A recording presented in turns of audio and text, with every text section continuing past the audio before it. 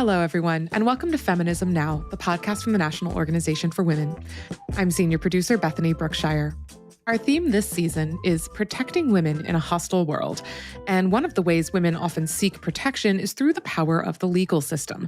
Unfortunately, society isn't equal, and that can mean that legal protection isn't equal either. Today, NOW's National President Christian F. Nunes speaks with Azalea Carlia, the legal director of Legal Momentum, the nation's first and longest running legal defense and education fund for women, about the power and limitations of the legal system in protecting women's rights. Have you gone through the legal system in an effort to protect your rights? We'd love to hear your story. Contact us at feminismnow@now.org. And now, let's get to the interview.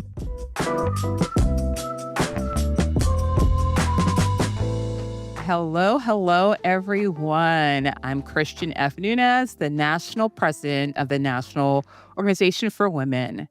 And as you know, our theme this season is about protecting women in a hostile world.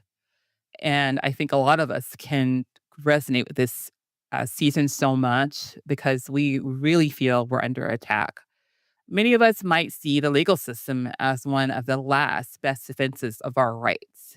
And yes, work in the courts has done a great deal to protect the rights of women. But we also have to realize right now, we're also seeing so many of those rights being taken away. And the court's not really doing sometimes what they need to be doing. Let's just tell the truth, right? That's what we're seeing. So that's why it's so important for us to speak today to Azalea Carlia, the legal director of Legal Momentum. Now and Legal Momentum have a really close relationship and go a long way back. In fact, Legal Momentum began as the Now Legal Defense and Education Fund. And it was founded by early members of Now, including Betty Friedan and Muriel Fox. Legal Momentum became its own nonprofit organization in 2004, and we are so proud to continue to partner with them on so many important issues. So I am so ready for this conversation. Azalea, we are so glad to have you here today. Thank you for joining us on Feminism Now.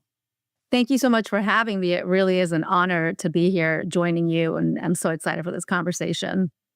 Absolutely. I really love the work of Legal Momentum, and I really appreciate that it really focuses on women. So let's just start off today by you giving our listeners a little bit more information about Legal Momentum and the Legal Defense Fund for Women and what that actually means. Sure. So, as you know, as I'm sure some of your listeners know, we started out as the National Organization of Women Legal Defense and Education Fund. And like you said, in 2004, we became Legal Momentum, the Women's Legal Defense and Education Fund. And we are the first and longest serving legal defense fund for women in this country. So I feel incredibly proud and privileged to be part of this organization and to carry on the legacy and the incredible work that we've done together and the progress that we've achieved. But like you said, there's a lot of work that needs to be done to really protect and defend, gender equality across the country. We focus on several pillars. We work on economic justice and economic opportunity, challenges for women in the workplace. We work on combating gender-based violence, furthering and advancing educational equity, and of course, the National Judicial Education Program, which fights gender bias in the courts. Wow. So many important things. Can you tell us a bit more about the judicial part of the work that you do? Sure. So in about 1980, our vice president, Lynn Heck-Chaffron, started the National Judicial Education Program because she was witnessing and writing about and researching so much gender inequality in the courts and gender bias in the courts. Courts, judges, judicial staff just were not getting it on gender bias and how it really has deep and profound negative impacts on how women are treated in the courts. And so she started this amazing national project. A lot of the funding was through federal funding, which of course we could have a separate conversation about, in terms of what's happening right now and how it is in such jeopardy. But it was funded to educate judges and the courts and, everyone involved in that system, law enforcement, prosecutors, on how gender bias is manifested and how it impacts women. And, what we've learned is that as a woman, when you're facing a judicial process, there's a very high likelihood of you not being believed, Right. of being blamed, and and that overlaps a lot with the work that we do on domestic violence and intimate partner violence, stalking, dating violence, all kinds of gender-based violence. And I saw it personally when I was representing survivors. There was so much victim blaming that was going on, Hmm. and unfortunately, that is a trend that continues.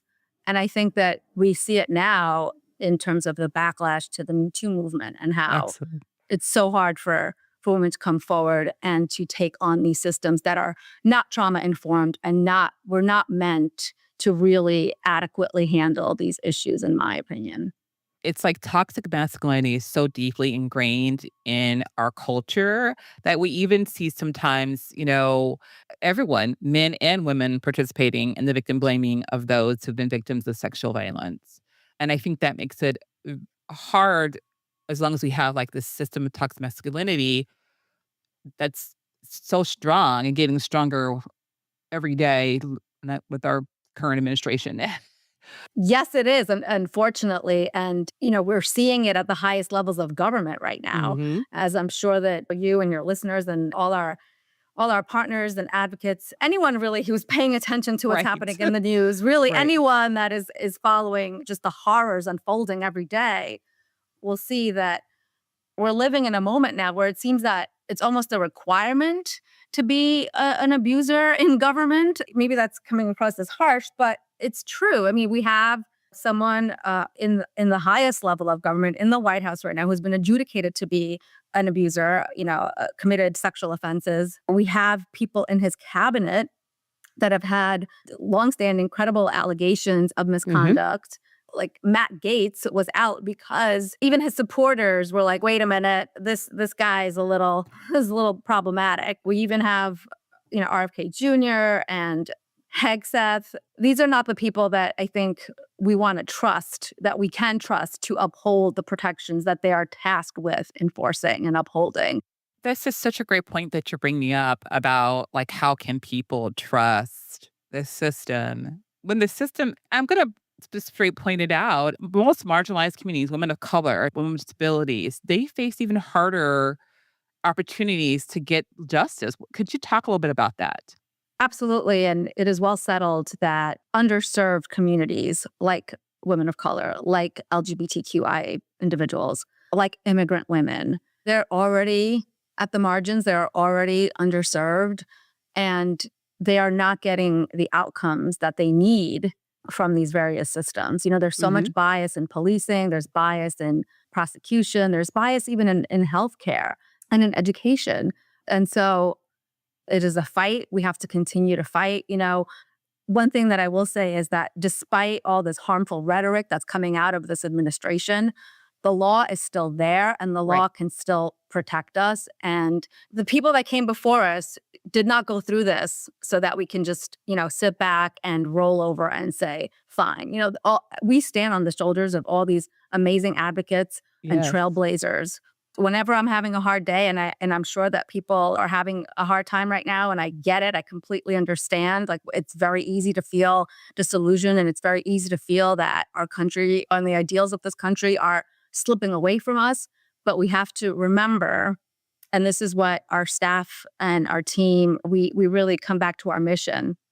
Like, we were founded, and so many of our advocates and partners and coalitions that we're part of were founded because we saw that there was such a need for advocacy and such a need for resistance, and we have to continue that fight.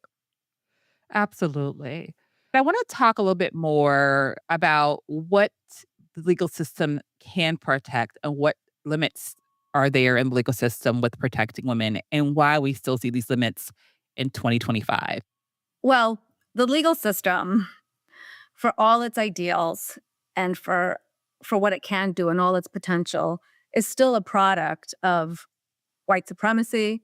It is Mm, still a product yes. of a system that was not designed and set up so that women can succeed or marginalized communities to succeed. Mm. We have been fighting just to access those systems for so long. Women didn't even get to go to law school really and have opportunities. They didn't get to engage in these systems until, not so long ago. I mean, women weren't even able to vote until, 100 years ago. So we were not meant to be included in this system.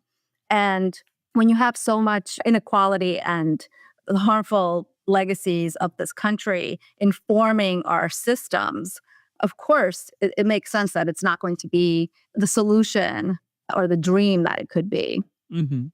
Women and women allies have fought so long to try to get us to a place that we could finally get these limitations removed, and get protected and have equity in services.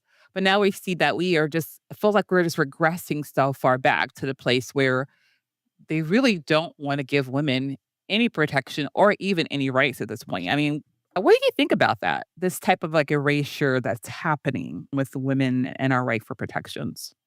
It's shocking. It's devastating. I mean, I can't find the words to express just how gutted, we feel. Hmm. But like, especially when it comes to, reproductive justice Hmm. and economic justice, we have all these ideals in this country of individuality and freedom and equality, but the truth depicts a vastly different story. I mean, when you have like almost half of this country living under healthcare bans or healthcare restrictions, Right. with like severe limitations on a person's ability to have just the basic bodily autonomy. Unless and until we have basic bodily autonomy, we are not free. Say that Unless again. no, it's true. Unless and until one can control what happens to their body, Right. it doesn't matter, how much opportunity there is in, education or the workplace, or if you're a CEO, or if you are a top leader, or if you're Christian Nunez, it doesn't matter unless and until like you can determine what is going to happen to your body and when and if you are going to become a parent or have a child or not have a child. Unless and until we make basic decisions about our bodies, we are not free. And unless and until, we don't have a gender pay gap, we are not Right. equal. Absolutely. Unless and until we eliminate these systems that allow the perpetuation of gender-based violence and underserved communities, women, people of color, immigrants, second-class citizens, we are not free. We are not equal. We are not living up to the ideals of what this nation prizes and represents itself to be. So that is, I think, where we really have to double down and triple down on our efforts to ensure that everyone across this country has the right to make decisions Right. about their lives and their bodily autonomy. And just to be treated as like full persons, right? Because it's Right. so much like, Exactly. piecemealing, segmenting of people where we're not even looking and honoring them as a whole value person anymore. And I want to bring up a case that I know Legal Momentum's famous for working on that I think resonates with what we're experiencing right now. But first, before we do that, we're going to take a quick break to do our action now.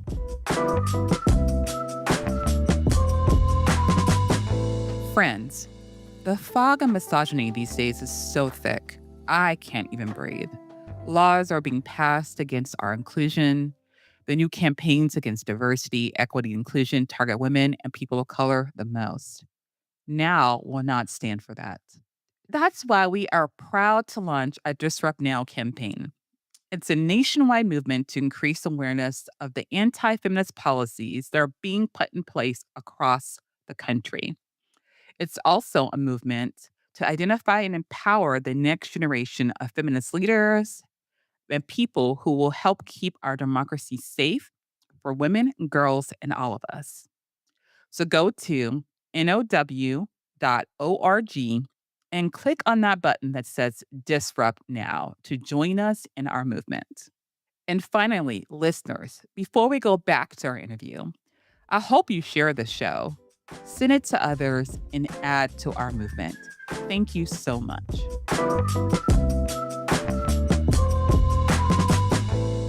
And now we're back to the interview with Azalea Carlia from Legal Momentum. There is a case that Legal Momentum is very well known for, one of historic landmarks and advancements. And this is the case of Sessions versus Morales Santa in 2017, where the Supreme Court ruled that gender based differences in immigration law, which they were trying to make it harder for fathers to pass the citizenship to their children was unconstitutional. And can you talk a little bit about that case and then how that kind of resonates with what we're seeing right now with this birthright citizenship that administration is trying to bring back up? Well, I can't even believe we're having this conversation. Hmm. It's a matter of basic constitutional law, right? And this is because the Constitution, the framers were very clear that birthright citizenship is guaranteed in the Constitution as a right. So if you are born here, you are a citizen of the United States. And this was in order to ensure that formerly enslaved people who had no rights or were not considered people, they were they were born here, they were American citizens.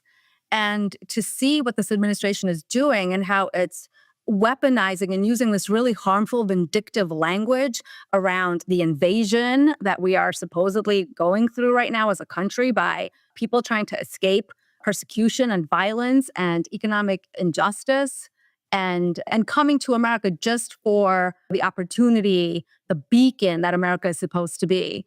And the fact that this was already struck down as unconstitutional gives me some hope to realize that our systems are still in place, the law still exists, and there are courts and systems that will uphold truth, and truth still matters. And when we have leaders who are trying to subvert the truth and trying to make the truth into something that serves only their Right. perspective, Hmm. that's called fascism and totalitarianism. And I can tell you from my own personal experience, I grew up in a communist country. I grew up in Romania. It Hmm. was a totalitarian dictatorship by, Nicolae Ceausescu.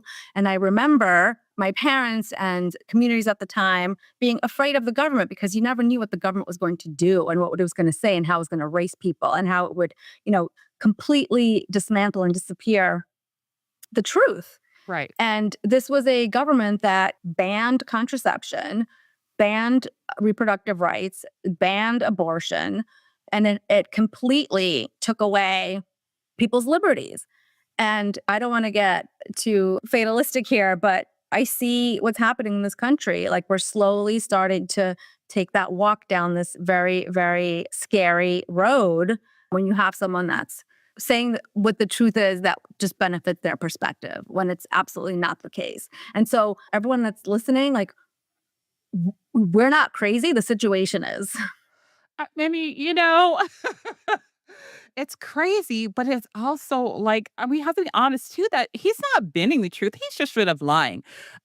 It is These lies. Yeah. And part of the strategy was to remove fact checking because he knows that being this constant intentional disinformation and lies is affecting people, and I think part of the problem I see right now in our country is that people are being so focused on their own individualistic ideas and Hmm. interests that they're willing to like sacrifice, well, they don't even care, I guess is really the way to say it, because they don't care that women are being abused, that women don't have bodily autonomy, that women are facing more domestic violence. They don't care. They don't care that you're creating inhumane treatment to immigrants, Black and brown immigrants more so than any other, but all Hmm. of them. I think they just don't care because they're so vested in their own interests right now. And it is a really scary place to be. And it questions you to wonder, what ways can we help the rights of women and what ways are legal amendments in helping the rights of women in this place that we're at right now? It is a very scary time, Christian. It is, we've heard this so much. Like we're living in an unprecedented times, Mhm. and it's just getting more unprecedented and more unprecedented. We're in a constitutional crisis. We're just at the 5-year anniversary of the COVID pandemic. We've seen wars happen. We've seen this, just like you said, just constant misrepresentations, lies coming out of this administration. I think we have to stay strong. I think we have to educate ourselves. We have to educate our communities.